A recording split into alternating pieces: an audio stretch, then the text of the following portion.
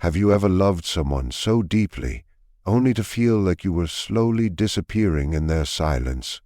You reached for them, but they kept pulling away, and the more you gave, the less they saw you. What if I told you that this heartbreak wasn't meant to break you, but to awaken something far greater within you? Healing after loving an avoidant partner demands more than just time and distance. It requires a deep journey into the self, an exploration of what lies beneath the surface of the conscious mind. The experience of being with someone emotionally unavailable is often not just about their inability to connect, but also about the unconscious patterns within you that sought them out. The truth is that you are drawn to others based on the unresolved material within your own psyche, and the avoidant partner becomes a mirror to the parts of you you've disowned, suppressed, or never fully understood. Shadow work, then, becomes essential. The shadow is everything within you that you refuse to see or acknowledge, your unmet needs, unhealed wounds, and hidden fears. These are often the very parts of you that an avoidant partner triggers most. Their distance activates your abandonment wounds. Their silence reminds you of the times you were emotionally neglected. Their unpredictability echoes the chaos you might have grown up in, and you chase them not because they offer true love, but because they resemble something familiar. This familiarity creates a loop of craving and rejection, a cycle where you attempt to fix in the present what was broken in the past. Engaging with the shadow means turning inward and asking difficult questions. Why did I feel compelled to stay? What part of me believed that love needed to be earned through pain?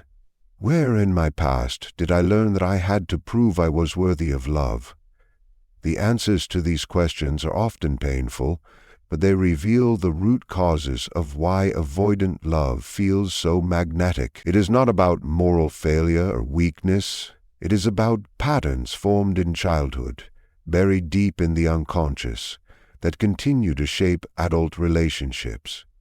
When you encounter an avoidant partner, your shadow recognizes a chance to play out the same dynamics, hoping this time the ending will be different.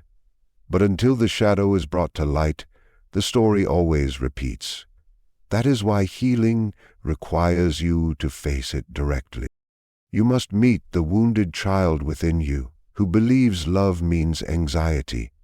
You must sit with the parts of you that equate distance with desire and unpredictability with intensity.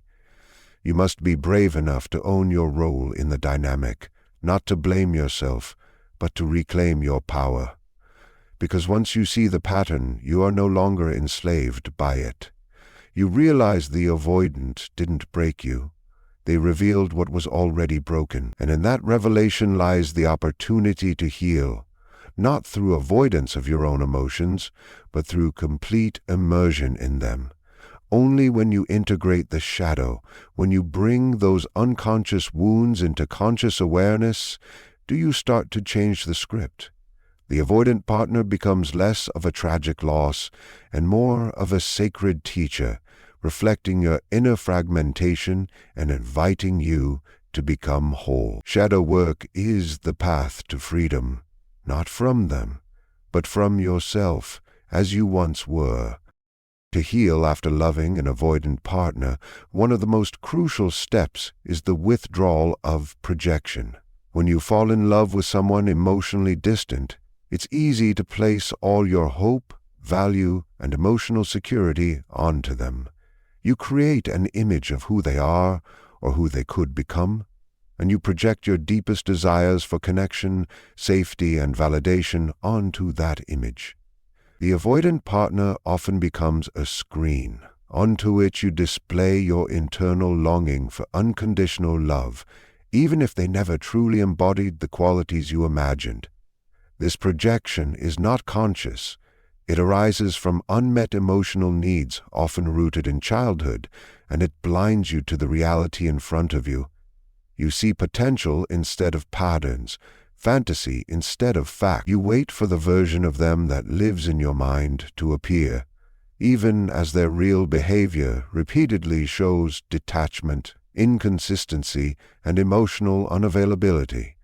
The dissonance between what you feel and what is actually occurring keeps you in a cycle of hope and disappointment, not because they change, but because your projections remain intact. When you begin to withdraw these projections, the truth begins to emerge. You see that the love you believed they were giving you was mostly created by your own imagination. The validation you sought from them was a longing for the love you didn't fully give yourself. The emotional security you craved because you didn't know how to cultivate it internally. This realization can be painful, even shattering, because it forces you to confront your own illusions. But it's also profoundly liberating. You begin to see that your sense of worth, value, and identity does not belong in the hands of someone who could not hold it. You reclaim what you once gave away freely: your love, your attention, your belief in your own desirability. You take back the emotional energy that was once entangled in trying to fix, change, or awaken someone who was not ready or capable of offering true intimacy. The act of withdrawing projections is not about blame or regret. It's about awakening. It's about seeing the difference between who they were and what you hoped they would be. It's about recognizing that the love you gave was real, but the story you built around it was based on longing rather than reality. And as you pull those projections back into yourself, you begin to see that everything you were trying to experience through them already exists within you. You are the source of the intimacy you crave. You are the one who can see, hold, and love the vulnerable parts of yourself without abandoning them. When you stop projecting your worth outward, the avoidant loses their power to define you.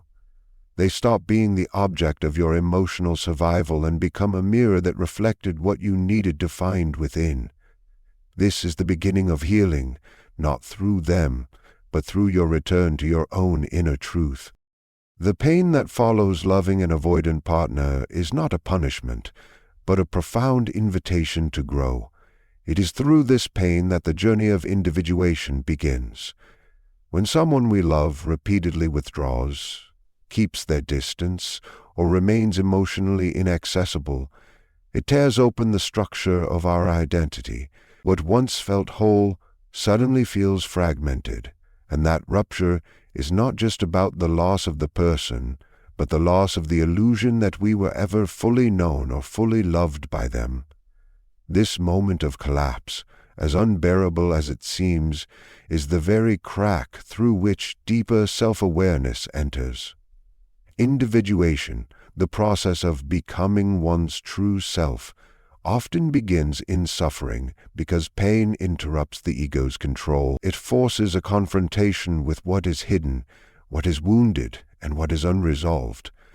The longing we direct toward the avoidant partner becomes the doorway to discover parts of ourselves we never knew were waiting to be seen. When we hurt because of someone's emotional absence, it reflects the absence of connection within ourselves. Their silence magnifies the inner silence we have toward our own needs. Their rejection mirrors the ways we abandon our emotions in order to keep peace or preserve relationships. Individuation begins the moment we stop externalizing these patterns and begin turning inward. Pain is not the enemy here. It is the messenger. It demands that we ask why we tolerated inconsistency, why we fought for closeness with someone who feared it, and why we defined love through effort and pursuit rather than mutuality and reciprocity. These are not comfortable questions, but they are essential ones. Through them we peel away the layers of false identity, the one that was built around being needed, around being chosen, around proving our worth, and move closer to a self that does not beg, chase, or shrink. The pain becomes a sacred fire that burns away illusions and compels authenticity. It forces a kind of solitude, not of isolation, but of self-connection. you begin to see that the ache for them was also a cry from within your own soul, asking for your attention.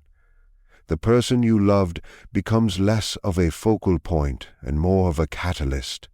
Their avoidance did not just expose their limitations, it illuminated your capacity to love, your desire for depth, and your hunger for emotional presence. And when those desires are no longer outsourced to someone incapable of meeting them, they begin to take root within. The pain carves out space for a deeper self to emerge, a self not defined by someone else's closeness or distance, but by its own integration. Individuation is not about becoming perfect, it's about becoming whole. And wholeness comes not from finding the perfect partner, but from embracing the full range of who you are, including the parts that felt abandoned, the parts that loved too much, and the parts that now rise from the ashes of that love with clarity, strength, and deeper self-knowledge. Grieving after loving an avoidant partner is not just the process of mourning their physical absence, but the deeper, more painful realization that much of what you were attached to never fully existed. It is the loss of a dream, a fantasy, a future you built in your heart that never came to life in reality.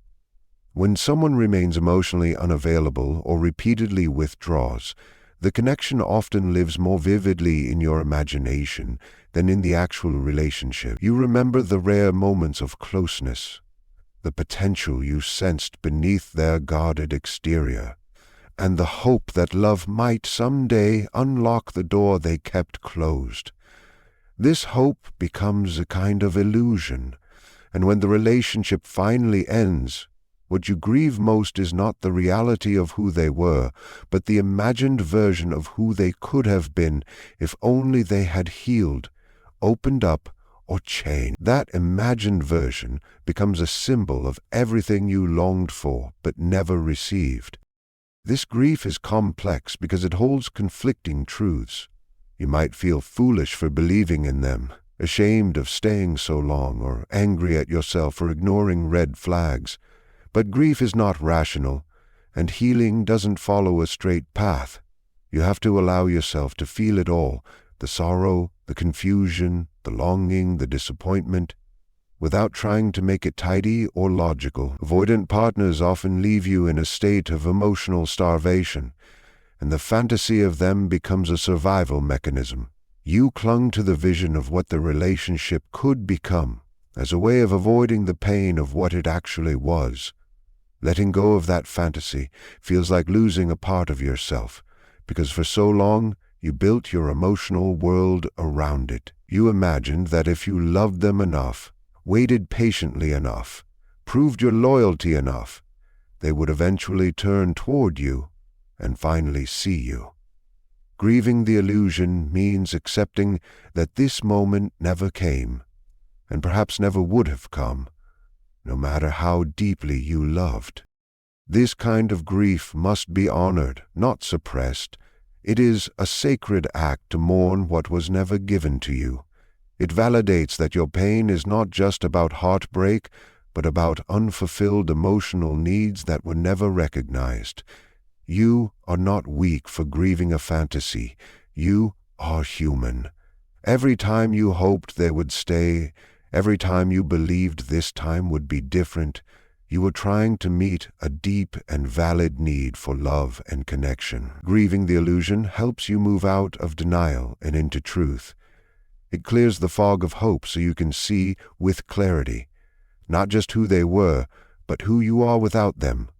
As painful as it is, this grief becomes the soil where new wisdom can take root. It allows you to let go not just of the person, but of the parts of yourself that believed you had to suffer to be loved. In mourning the illusion, you begin to reclaim reality, your self-worth, and your emotional sovereignty. Healing from the pain of loving an avoidant partner does not come from trying to forget the experience, hating the person, or repressing the memories that still haunt your emotional body. True healing is not avoidance. It is integration. What happened must be brought into the light of awareness, examined without distortion, and woven into the fabric of your self-understanding. Many people try to heal by erasing the past, by numbing themselves to the pain, or by vilifying the one who hurt them, but doing so keeps the wound alive beneath the surface. Repression only fragments you further, cutting off the part of yourself that loved deeply, even if that love was misplaced. You cannot become whole by rejecting your experience or disowning your emotions. The path of healing requires you to gather all the pieces, the pain, the longing, the confusion, the disappointment, and allow them to coexist in a space of conscious reflection. Avoidant partners trigger deeply buried insecurities and wounds that often stem from early attachment injuries. Their emotional distance brings your unmet needs into sharp focus. If you try to bury these revelations by pretending they didn't matter, you also bury the opportunity to understand yourself more deeply.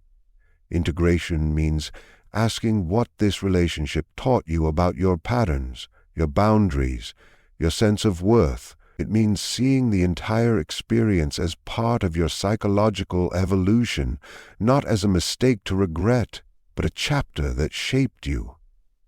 Every tear you cried, every moment you questioned your value, every time you bent yourself to be more lovable, all of it is meaningful. You don't need to forget it. You need to transform it into wisdom. You begin to understand that your pain didn't come solely from what they did or didn't do. It came from what you believed you had to do to keep their love. Through integration, the relationship stops defining you. You no longer carry the weight of shame or feel the urge to rewrite history. Instead, you own your part in it, not with guilt, but with maturity. You see the person not as a villain, but as someone who brought to the surface everything you needed to face. Their inability to love you the way you needed reveals how deeply you were disconnected from your own emotional needs. And once this awareness is internalized, you change, not by force, but by alignment. You begin to make choices that reflect your worth instead of your wounds. You stop craving the love that hurts and start cultivating the love that heals. You speak to yourself with tenderness. You set boundaries with strength. You no longer view love as something to chase or prove, but something that flows from a place of internal security. In this way, the avoidant partner no longer holds power over your story.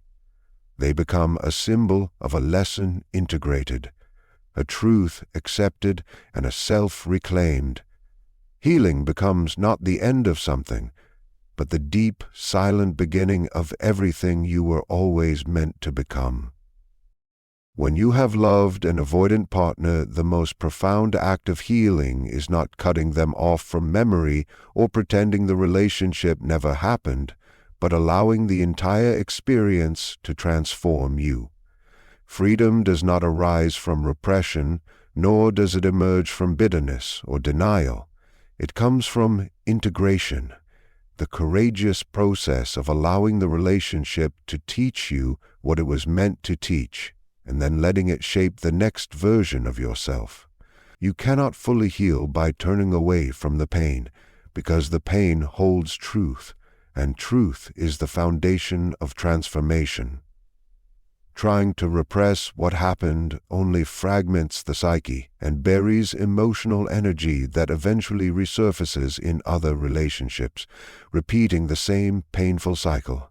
But when you stand still long enough to face the reality of what you went through, not from a place of blame, but from a place of curiosity and compassion, you begin to uncover who you were in that relationship and why. You might discover that you made yourself smaller in order to be accepted, or that you confused emotional unavailability with mystery and depth. You may see that you carried the belief that you had to earn love by being perfect, quiet, accommodating, or endlessly patient. These realizations are not meant to shame you, but to set you free. The avoidant partner triggered wounds that already lived inside you, wounds that existed long before they arrived. Their emotional distance was not just theirs. It mirrored your own distance from the vulnerable parts of yourself. The parts you didn't protect. The parts you didn't believe were worthy unless someone else validated them. This is where freedom begins. Not in forgetting them, but in remembering yourself. Freedom is found when you take the story of what happened and hold it with open hands, without the need to rewrite or reshape it into something more acceptable. You let it be exactly what it was. You grieve what was lost, and also what was never really there. You stop asking why they didn't love you better and begin to ask why you didn't demand better love for yourself. The power you once gave them, the power to determine your worth, your desirability, your emotional safety returns to you. You realize you were never meant to be rescued or completed by someone else. The love you wanted from them was always a reflection of the love you needed to give yourself. This isn't about blaming yourself for their behavior. It's about understanding that their limitations exposed your own lack of boundaries and unmet emotional needs. When you integrate the lessons and no longer reject the parts of you that stayed too long, hoped too much, or gave too freely, you begin to reclaim your dignity. You see clearly now. You do not hate them. You do not long for them. You simply understand them, and in that understanding, the emotional hold dissolves. You are no longer trapped in the past. You are living in truth. You are finally free. Healing after loving an avoidant partner is not about fixing them, erasing the past, or pretending it didn't hurt. It's about waking up from the illusion that your worth is tied to someone else's ability to love you. It's about walking into the depth of your pain, not to drown in it, but to retrieve the parts of yourself you lost in the chase for love. The avoidant did not reject you. They revealed where you had rejected yourself, through grief, through shadow work, through the withdrawal of projections, and the integration of all that you experienced. You begin to reclaim your wholeness. You stop waiting for closure from them and give it to yourself. You stop looking for someone to complete you and begin becoming someone who is emotionally whole. You no longer define love as something painful or out of reach.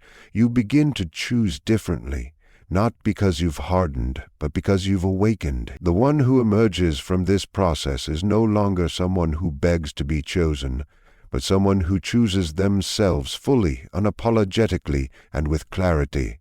And that is where true freedom begins. Not when they finally turn around, but when you stop needing them to, because now you have turned inward and you have found home.